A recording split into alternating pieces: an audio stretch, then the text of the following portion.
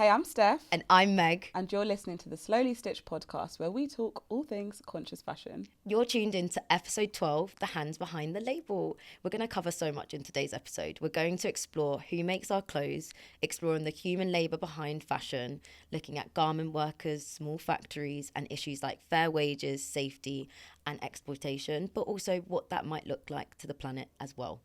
So as always, Meg and I are so excited to be excited. joined by sustainable fashion consultant and journalist Megan Doyle.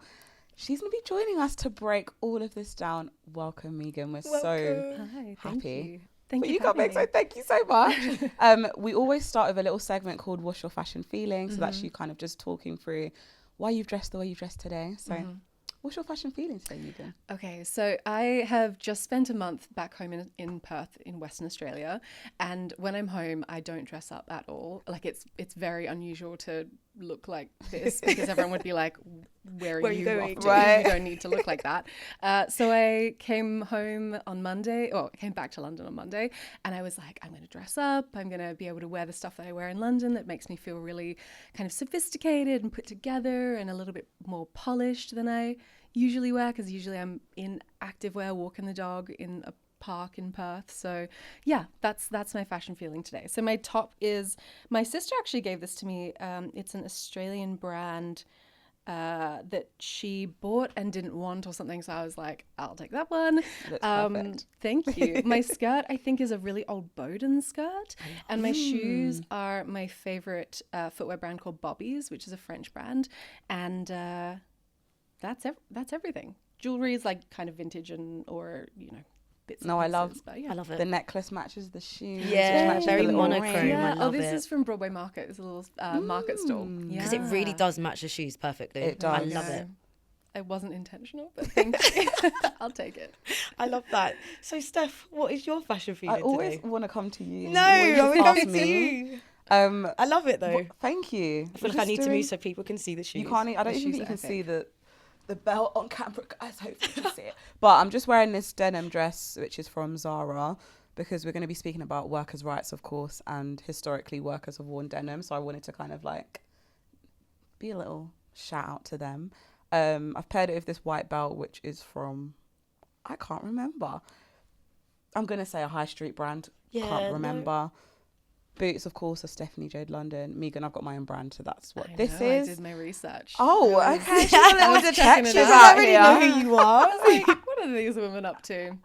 You're busy. I love it. Yeah, And I love then it. my earrings are from my sister's jewelry box, so no idea where she got them from. I just stole them. She doesn't know. Amazing. There you go. Thank you, Dom.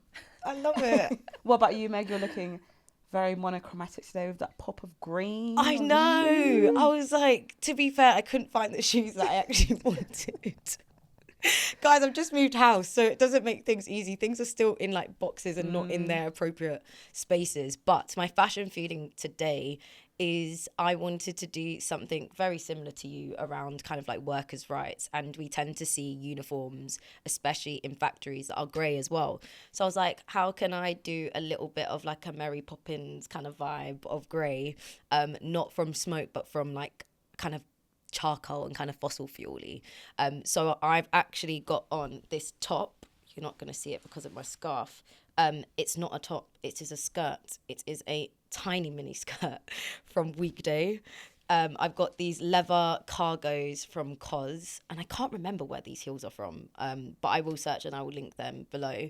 This is a vintage scarf. This is my mom's. I can't remember what brand it is, but I've made it into like a bow, almost like a tie, so it kind of plays with that masculine and feminine kind of tone, and I really like it. Like, it's cute. It's like baddie with a little bit of justice, fighting the injustices in the world. So I love it.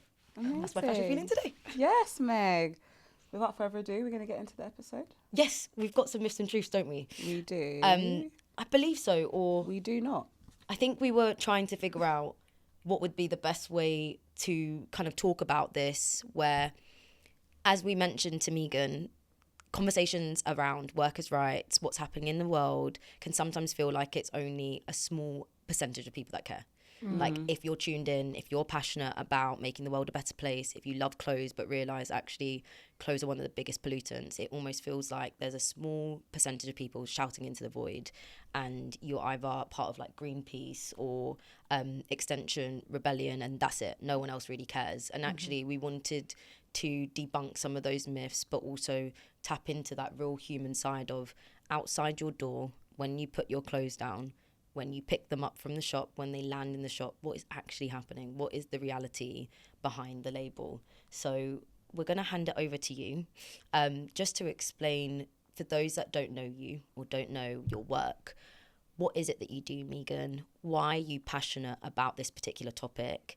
And I guess, what are some of the things that you've learned today that you wish other younger people knew? Oh, okay. All right, so maybe let's start with what I do. Yeah. Yes. So I am a journalist primarily. So I work in the sustainable fashion space. When I first started out in journalism, I was more in the luxury and business sort of side of the industry. And I found that writing about luxury watches and writing about, merger and acquisition targets for luxury brands and things like that, it just was so far from the world that I know, and also the world that I cared about as well, because it was just like, I'm never going to be part of that space, and it wasn't really that interesting to me. So throughout that time I got to write about sustainable fashion in little bits and pieces, and I had always followed, since I was in university, I'd followed Fashion Revolution and was always kind of keeping in touch with what they were up to. But yeah, so really from about 2019 onwards, I purely focused on sustainability in fashion. So writing for lots and lots of different publications, some really small niche ones, some bigger ones. So talking about anything with under that umbrella. So it could be material innovation, it could be things like the circular economy, labor rights, child labor, human rights, garment worker rights. A lot of different things. Kind of, anything that touches, the way that our clothes are made, who makes them, the systems that are operating behind the shiny side of the industry. I think that's what really kind of has always been really intriguing to me, and has always been so fascinating to me, that this entire industry exists and so many people work in the fashion industry from kind of, our side of it, whether you're in the media or you're working for a brand or whatever it is. And so few people actually understand where their products are being made. So much of what the general public sees about fashion is either, what's on the high street or Fashion Week, and that gives such a skewed perception about the realities of the industry and how things are made, and what's going on behind this it's $1.3 trillion industry. It's absolutely huge, enormous. massive. So there's a lot going on that I think, my passion has always been to kind of try and lift the lid on things, try and get people to understand and to care about what's going on behind the scenes, but also in a way, I think one thing that I really enjoy doing, and it's a big challenge sometimes, is actually communicating sometimes really, really complicated and really, not straightforward topics in a way that people can find accessible. And I think that's so important. If you're going to get anyone to care and to really start that education journey, it can't be, behind this really technical language. Absolutely. Or, a report that is 1,000 pages long that no one is going to be able to understand and decipher what actually to take away and to learn from that. So 100%. That's always a big challenge for me, and it's always a thing that I try and really focus on, is how do I make whatever story it is, how do I make it accessible and interesting and empowering for people as well, to be able to say, okay, right, there's actually something I can do about this problem. So that's what I'm doing in a nutshell. And then my consulting thing, I write reports, and I do a lot of moderating panels at conferences and kind of hosting sustainability events and conferences, things like that. So yeah, lots of different things. You're so used to this. That's why I was like, yes, Megan, you're such a natural, which is brilliant, but so important as well. Oh, thank you. Yeah, I really enjoy it. I think it's, however you can get people excited about this topic and feeling like they can actually make a difference. I think it's a really, it's a good challenge, because, you're right, not a lot of people do care, or their capacity to care is limited by all of the gazillion other challenges and issues going on in the world that I think sometimes our like empathy levels get like maxed out, and you're just like, you know, I can't handle thinking about one more thing or how I'm supposed to try and like fix this problem that seems so much bigger than me.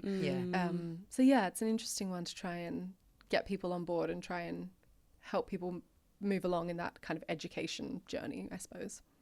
So would you say, obviously you said that you kind of worked in like mergers and acquisitions before, and you was doing sustainability things on the side, and then it's obviously now transitioned into like a full-time role for you.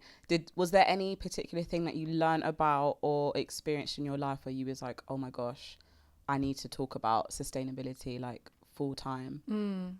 I don't think it was any one thing. I think it was just being part of the kind of shiny side of the industry and feeling this sense of just injustice and how privileged and distanced we are from the reality of how clothes are made. Right. And that's not talking about like fast fashion, you know, it's talking about all fashion. You know, we know that it's not, you know, poor labor conditions, poor environmental practices are not just A fast fashion problem.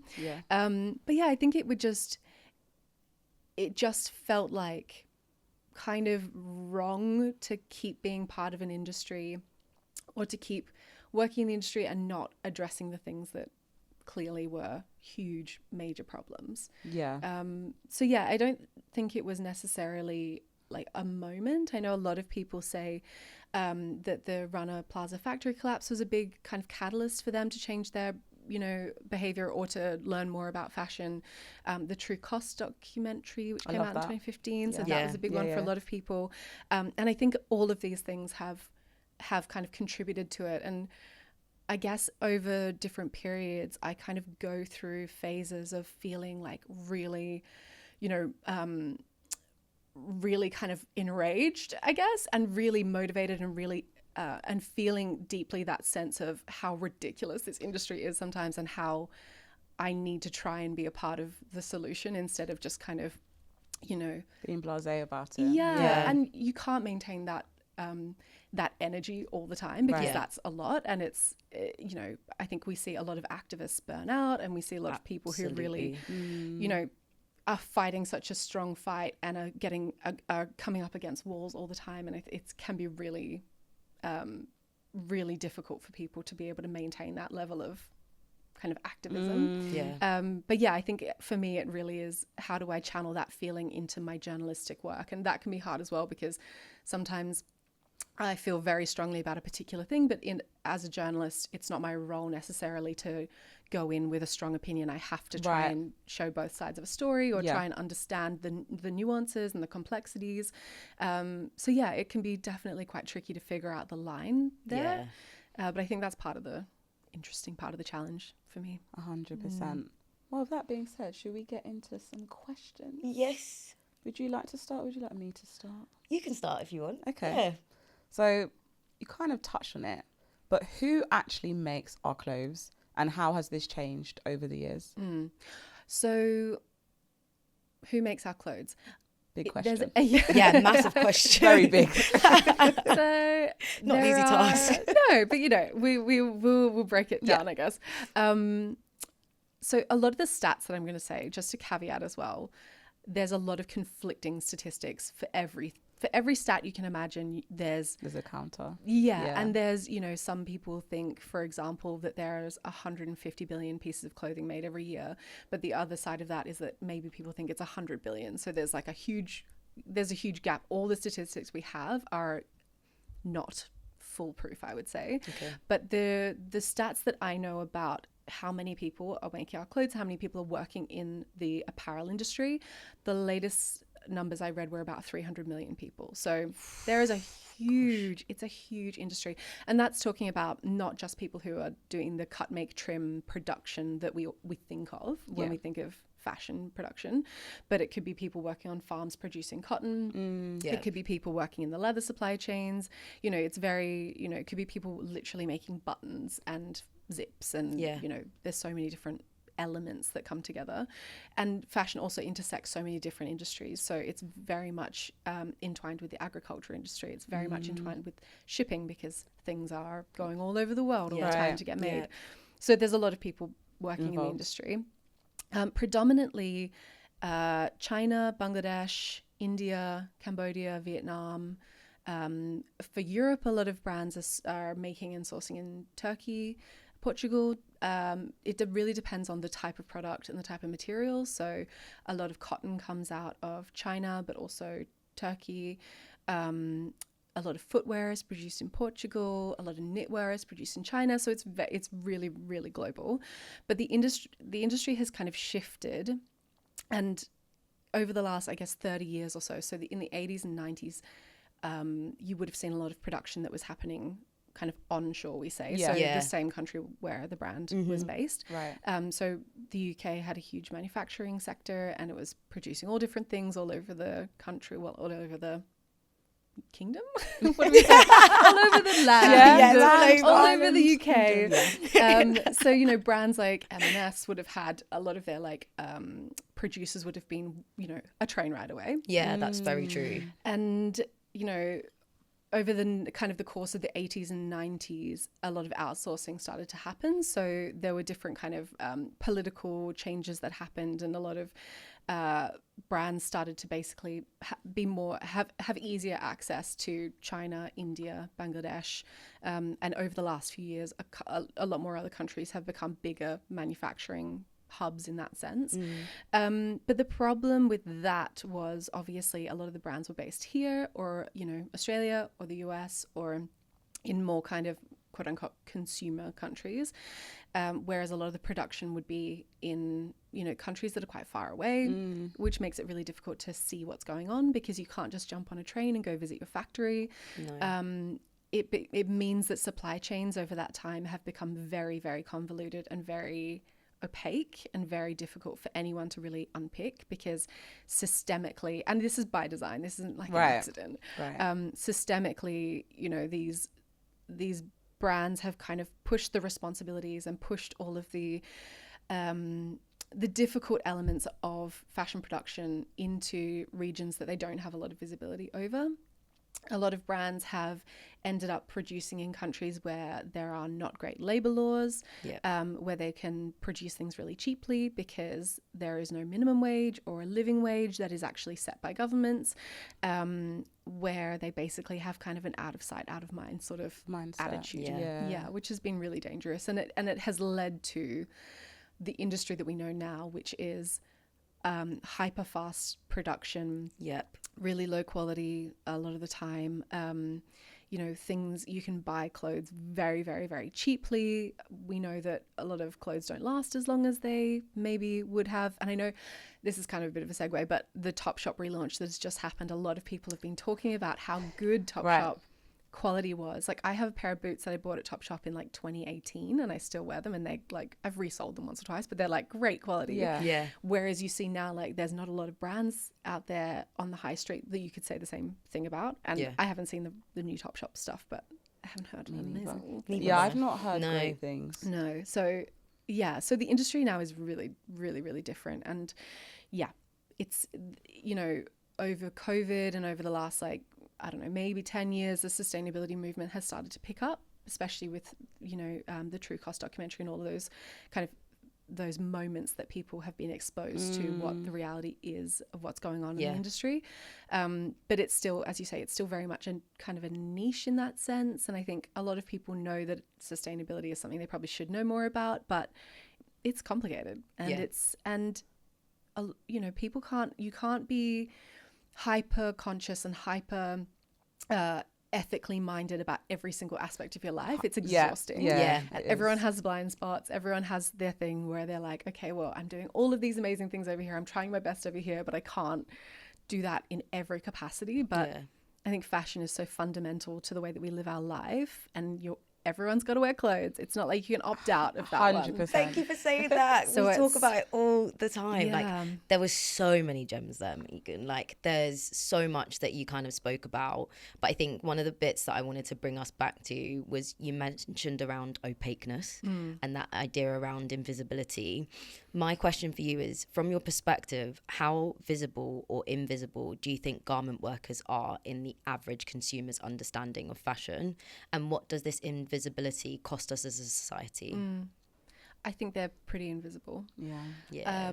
I think sometimes there might be a perception that fashion is made by robots to a certain degree.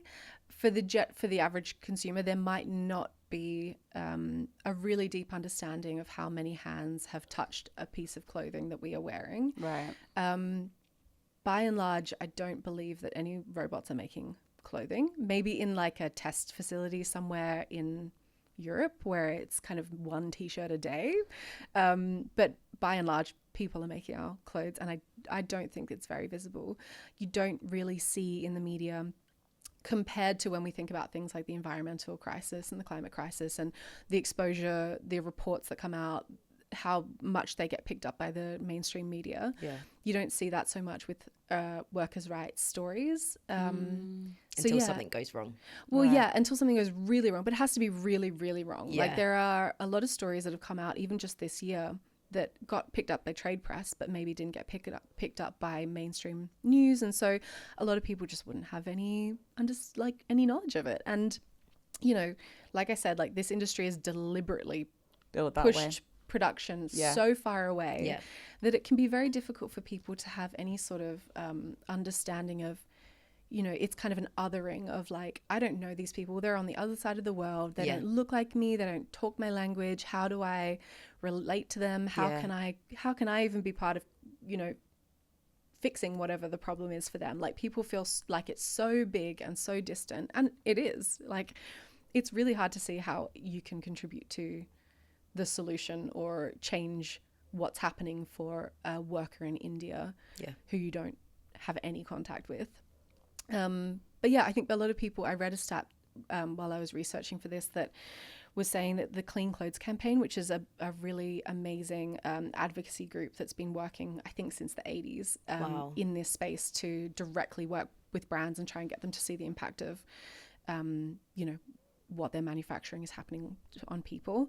But they did a report a few years ago that said for a 29 euro t-shirt, a garment worker would get around 80 cents for that one piece of clothing. So there's a lot of steps. Like, it's opaque. There's a lot of steps. There's a lot of people in that t-shirt supply chain that need to get paid. Right. Yeah. But when you think about the person who's actually putting that together, it's kind of baffling how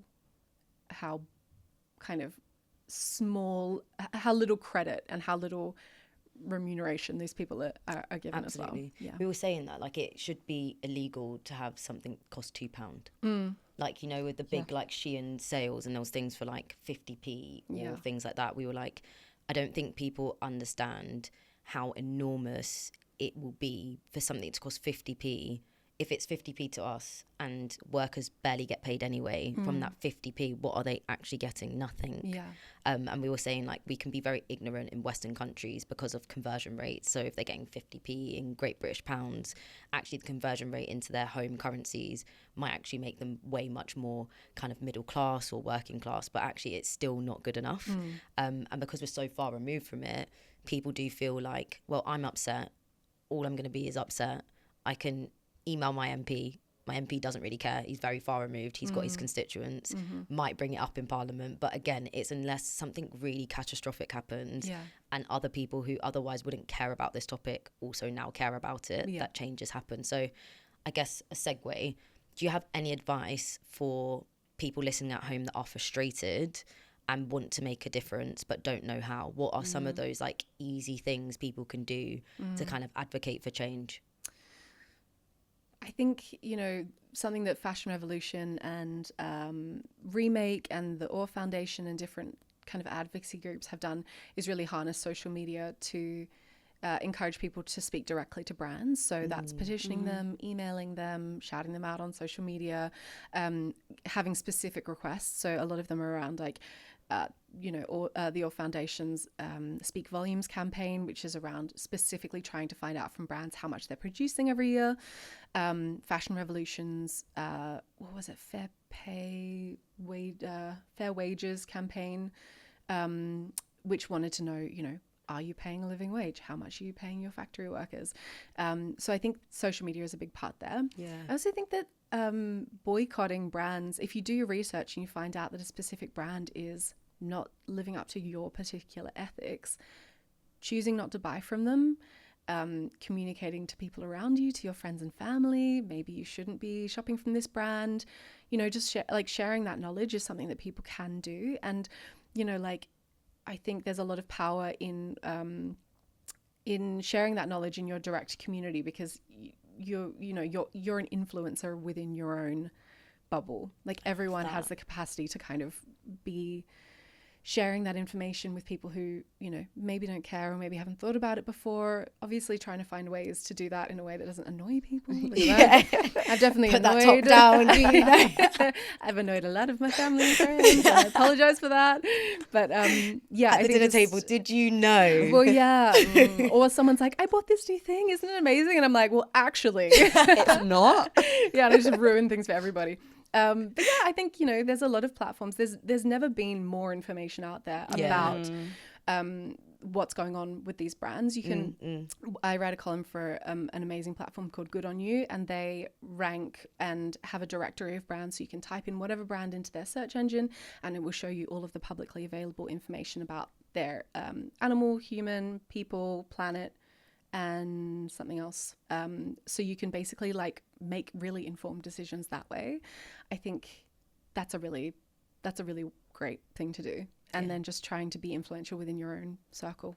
Otherwise, it can be, these are systemic problems. I don't think that we can, as individuals, buy our way out of them. No. Choosing not to buy something is actually, I think, really powerful.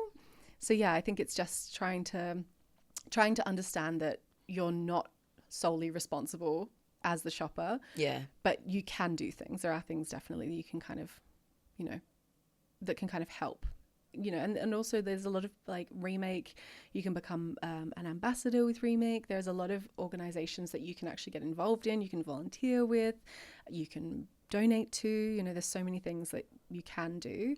I think it's just kind of choosing what the right path of expressing your activism and being part of that is. That's fantastic. 100%, because we always talk about how fashion is so political. I'm actually reading a book right now. It's called The Anti-Capitalist Book of Fashion. Yeah, by Tansy Hoskins. Yes. Yeah. So, granted, I'm only She's page amazing. 30, but it's Disclaimer. it's really good so far, because I think even me being older and doing my master's in fashion business and learning about the dark side of the industry, actually what you wear really does reflect your values as a person as well, which is why I personally don't shop from Shein, just because I just don't agree at all with it. Don't judge anyone that does, because consumerism is literally in our face, and it's a disease. How much of our decisions actually come from us rather than come from influence. But I just think that, to your point, actually not buying is also really a choice, powerful. and also probably more powerful actually than buying, because laws of supply and demand, if a lot of people did that with Shein, they'll realize, oh my gosh, what's happening, we're losing money. But hopefully it would force them to think about their processes and systems as well. So I love everything you've just said. I think wear your values. I love that. Wear them, because like we always say, fashion is the first thing that people see before you open your mouth. And granted, I'm not going to know where you bought that thing from, but let's say a conversation starts and I'm like, oh my gosh, where's your top from? And you're like, oh, Shein. I'm going to side eye you a little bit. I'm sorry. We're humans, we judge. Let's just call a spade here. I am going to side eye you a little bit. I'm not saying you're a terrible person, but it just kind of shows me you don't really care that much where your clothes come from. I think as well, when it is very publicly known that certain businesses, there's a lot of things that are like, oh my God, I didn't know that this thing happened because no one covered it. Everyone knows that Shein and Temu and a lot of these kind of ultra fast fashion brands, you you can't not know at this stage No. that it is probably not an ethical decision for you to make. And it really comes down to, how much you care, and maybe you just don't care, which is like your right not to care, I guess. But it can feel really frustrating when having all this knowledge and kind of wanting to share that and wanting to inspire people to choose different options, and people fundamentally care about price and convenience. And with Shein, you get both of those things. You don't get like quality or, you don't get a lot of other things, but I think when people are very price conscious, when, times are economically tough, there's not a lot of, people aren't flush at the moment, I think generally, then people get into maybe like a scarcity mindset of like, well, I can't afford to buy that more expensive thing or that top that's £29. Yeah. Because I can buy the same top for £5, and so why wouldn't I do that? And Dupe culture, yes. Yeah, and it gets really, I think people have these perceptions maybe that things are all made in the same factory, so who cares, which is not true.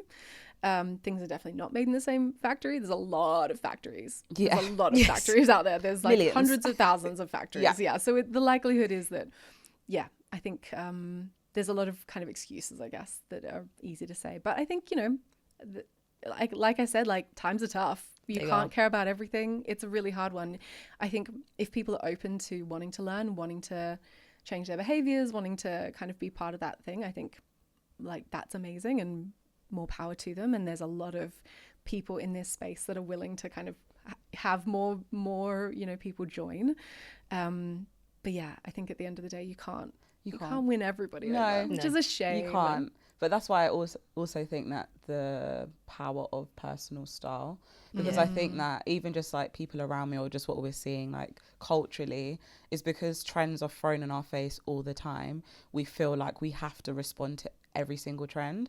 But actually, for me personally, I think there's a difference between being like a trendy person and a stylish person. Yeah. For me, a stylish person is someone that knows who they are, they know where they're going, and they use their clothes to help them get there. But someone that's trendy is someone that just kind of like jumps on the trend, which is also fine, but that's not personal style. And I think once you kind of figure out what you like and what you don't like, actually maybe you will save for that £30 top over that £5 one, because you know that reflects you a little bit more, and it's something that you're gonna keep in your wardrobe for a long period of time.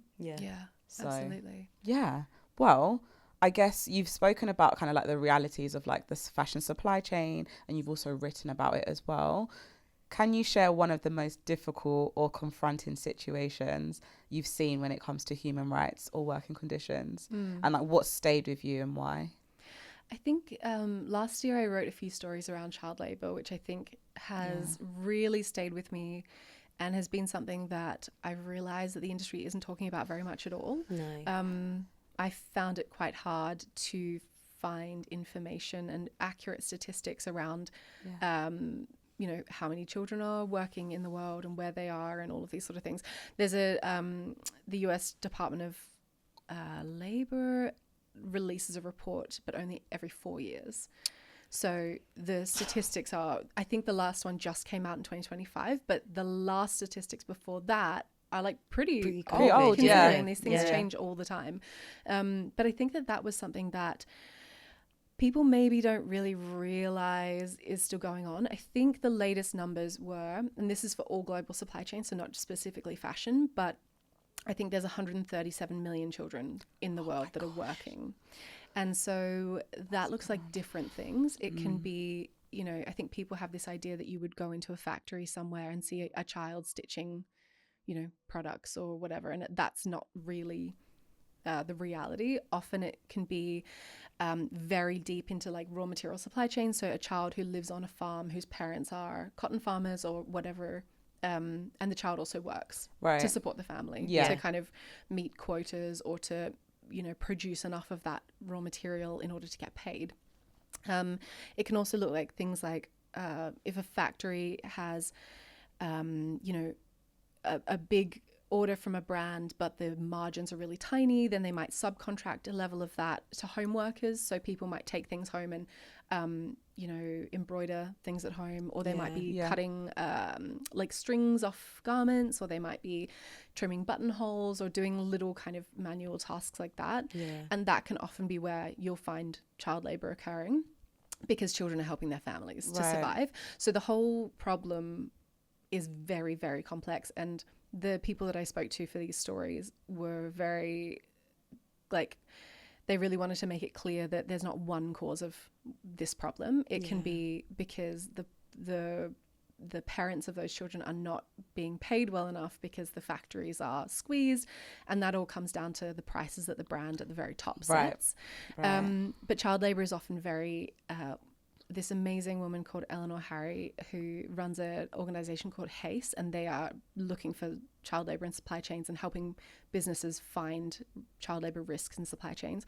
She said to me once that children are dynamic indicators, so they'll be there one day, and then if you take an order back the next day, you won't find any children because they knew the order was coming, and so they're not there anymore. So crafty. And you know, the impact on children who are working is that, you know, they might miss school because they're so tired. They can get physical injuries from the work that they're doing. It can stunt their educational growth, their physical growth, if they're around toxic chemicals or pesticides, or, you know, there's so many ways in which it has this huge knock-on effect that can impact their whole life going forward. So I think it's a really big part of the industry that I don't see people talking about very often.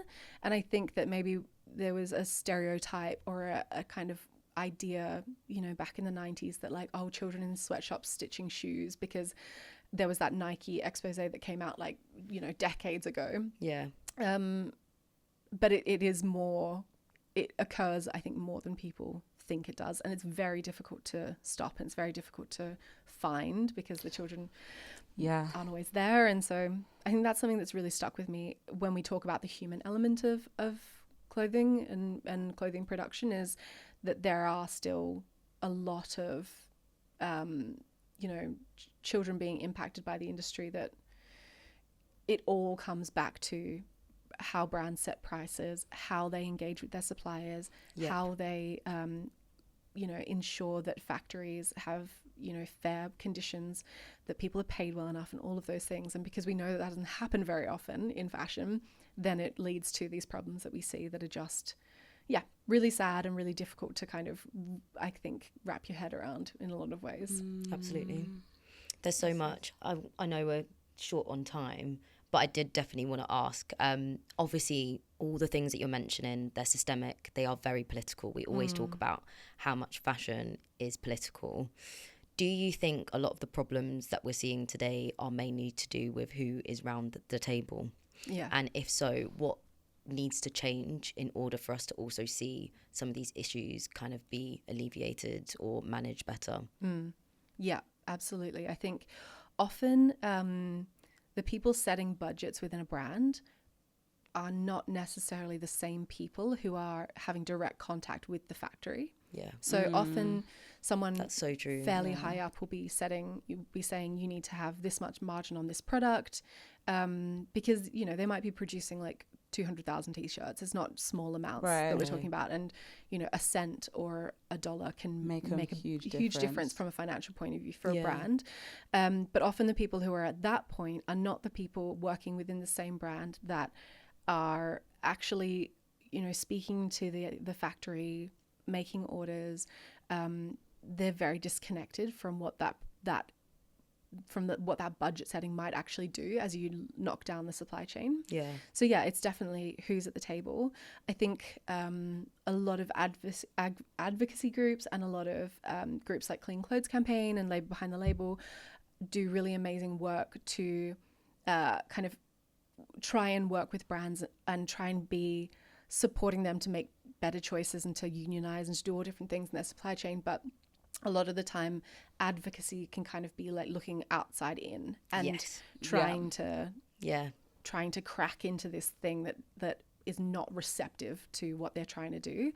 So yeah, there definitely needs to be different people around the table. I think that's, and that doesn't seem to be a huge priority for a lot of brands because it's inconvenient to have to change the way you do things. And your culture, it costs money as well. Yeah, exactly. And I think brands are also fundamentally profit driven. Yeah.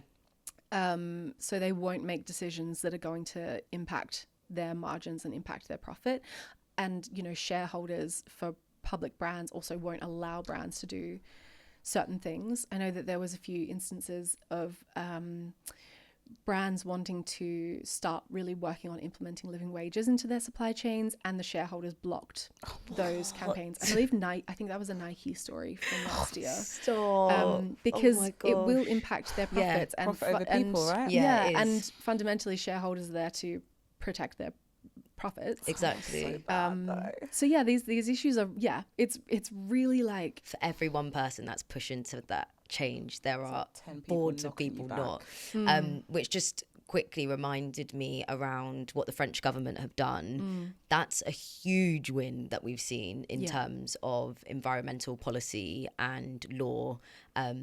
For years, what's probably for the last 20 years, that's probably the most progressive piece of policy that we've seen. Do you think more governments need to sanction brands in order for them to make those changes?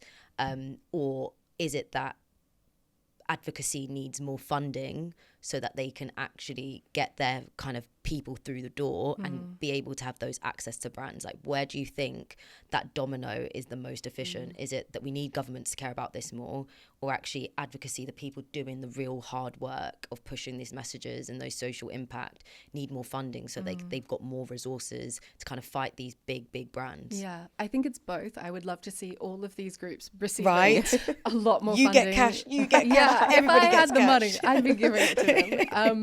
Yeah, I think definitely, you know, those sort of groups do really incredible work. It's very important work. Often they are the ones that are actually on the ground in these manufacturing regions. So they know the reality of what's going on. They've got really strong networks. They're really hearing from people directly. So they have this really fundamental understanding of the problem and are working with the people who actually can, you know, are providing their own solutions to their problems. Yeah. The problem, like, yes, legislation 100% is really important as well, but that's also very far removed from the supply chain. So what we see, and the problem that's happened in the EU with the regulations that have been, you know, in the works for the last few years, is that because they're a little bit removed from fashion brands, fashion supply chains, they actually are creating laws that are not implementable, if that's a word. Like, brands are not able to comply with a lot of these laws, and so that's what's happening now. You see a lot of pushback on things like the Corporate Sustainability Due Diligence Directive and things like this that brands simply cannot comply with, and the laws are very, you know, the way that those pieces of legislation have been written is that they're pretty ambitious and they're pretty hardcore, and a lot of brands have pushed back and basically said, like, it's impossible for us to meet these demands. So yes, the regulation side is so important, and I don't think voluntary brand-led or multi-stakeholder-led initiatives have proven that they work. They don't work. Like, if a brand's like, oh yeah, that's our goal, but there's no one actually. It's been your goal for 20 years and nothing's changed. Yeah, and so I think we can pretty solidly say that, like, voluntary, you know, commitments do not lead to action. So regulation is there, and it needs to be more ambitious. And, you know, the EU is really led on that, but the United States has not. I don't think the UK has either. No. Apart from things like modern slavery laws in the UK, and the greenwashing directives, there's not a lot going on in the UK. So yeah, there's a lot of opportunity there for legislators to really work directly with supply chains, work directly with brands and advocacy groups and all of the people who actually know how to fix it, and create good laws and laws that work and laws that are actually implemented, because that's another thing. Like, if you're not going to actually punish brands for acting badly, or they get like a slap on the wrist, or it's a $10,000 fine for which a they $2 can million pay, order. which doesn't hurt them at all. There's no incentive for them to actually bother complying. And I have heard of some brands that kind of will just have a budget for paying fines, because it makes sense. So it's That's actually ridiculous. It's the same as law firms. When something goes wrong, they're like, okay, we know we've got to silence someone with this type of cash. Like, they've got, it's so standard to me, where I'm like, of course, especially if you've also employed banks to protect you. That is exactly what they're going to be doing with their profits and looking at their budgets. Like, how can we avoid or just silence people so we can keep things moving? It's disappointing, but I'm not shocked. Yeah. At all. Yeah. So the regulation side is really important, but regulation also takes a really long time. So you're looking at like a 10-year kind of pipeline before anything really starts to kind of come into effect. And, you know, the consultation periods for laws and things like that take a really long time. Like, it's a big process. It's not straightforward. Often you see that regulations will just be stagnating somewhere in the ether. You know, like in the US, the Fashion Act has kind of been going for a long time to try and get things happening. And I don't know where it is currently in the world, but I know that a lot of things just kind of sit and pause, and they're waiting for that next step in the regulatory process, and that can take a very, very long time. And so you're having to counter that with the sense of urgency around the climate crisis, the sense of urgency around, you know, these people who are really feeling the impacts of that, not just from a working perspective, but, you know, maybe they live and work in Pakistan and their homes have been flooded or their crops have been lost because of droughts or whatever that is. So it's a really difficult position to kind of understand that things take time, but at the same time recognize that there is no time left to just let things take their course. Amazing. There's so many more questions. I'm so angry. But one question: if anyone listening wants to start making more mindful choices today, what's one small but powerful step, in your opinion, do you think they could take?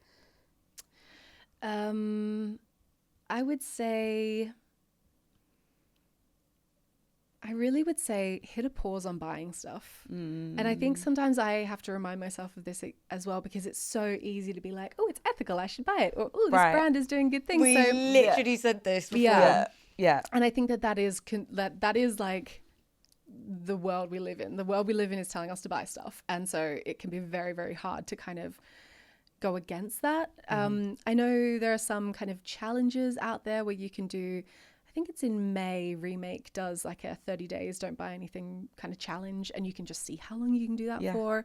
And then that invites people to, you know, shop their own wardrobes, to swap stuff, to borrow stuff, to alter what they've already got, to upcycle something. You know, it makes you get more creative. 100%. But putting limitations on, okay, I'm not going to spend money, actually opens up a world of other ways to express yourself through fashion and to really kind of embrace what you already own. And kind of like reset that mental like compulsion to just be like, okay, well, I'm watching TV, I'm going to scroll on my phone and look at, like, we're all guilty of this. I'm not saying that I'm not saying that I have found the solution and that I am like, this is how I did it, because like, we're still there. Yeah, it's a process. Right. It's a process. It is a process.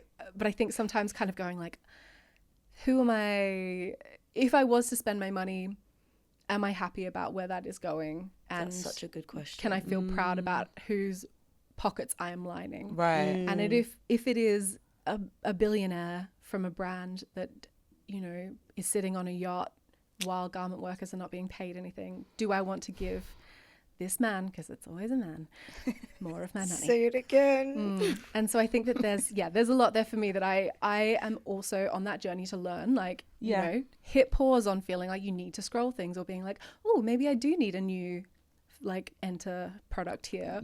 And that can actually be like a really nice thing to do as well, like a bit of a reset. You'd be surprised how much money's in your bank account at the end of the month when you're like, oh, okay, I didn't buy like random stuff all month. I can actually go on that holiday I've wanted for 5 years. Like I think it's really powerful, kind of trying to step away from the machine a little bit, as much as possible. It's tough, but it's worth giving it a crack, I think. No, I love that. I'm so sad. Are we at the end? Oh my God. I want it to be the end. You're coming back on. Yeah, you Sorry, have to. I need to episode. No, you have to. We have so many bits for you, but thank you so much. Thank that you. was an incredible, like, I can't wait to listen to this back. The amount of gems, and equally, like, just like I said it to you, I love your writing as well, but just how easy you're able to break down some of those really big concepts and make them so accessible. Like, yes, we knew a lot about these things today, but there's so many nuances that you spoke about. I'm like, oh my God, I didn't even think about that. Or equally, how can I be a lot more intentional about the people around me? Like, yes, you do get frustrated, like I was saying, like it does feel like sometimes you're shouting into the void, but every single person wears clothes every day, so we all have to care about this. And I think being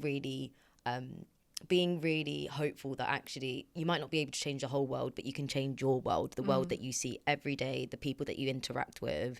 You can start there, and that is enough, more than enough actually, because that will end up having those effects. So thank you so much. Thank you. It was just So incredible. And without further ado, now it is over to all of you.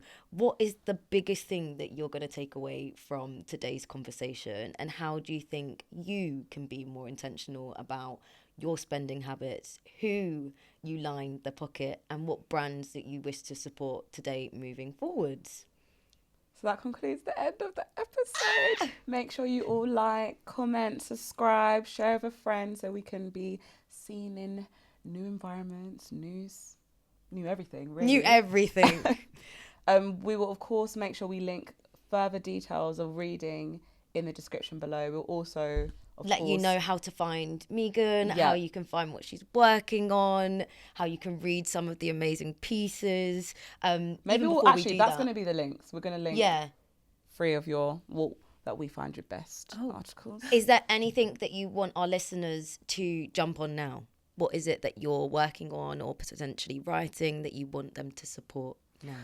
Oh, my Substack. Yes, listen, guys. Yes, it's called The Tish and Thread.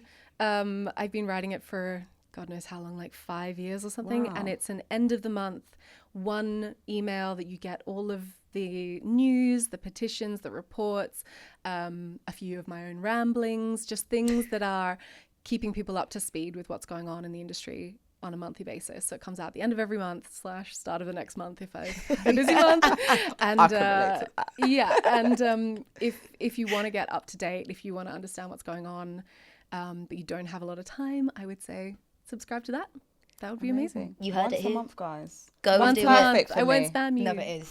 Go and do it. And don't forget, the best fashion statement you can have is staying true to yourself. So until next time, bye.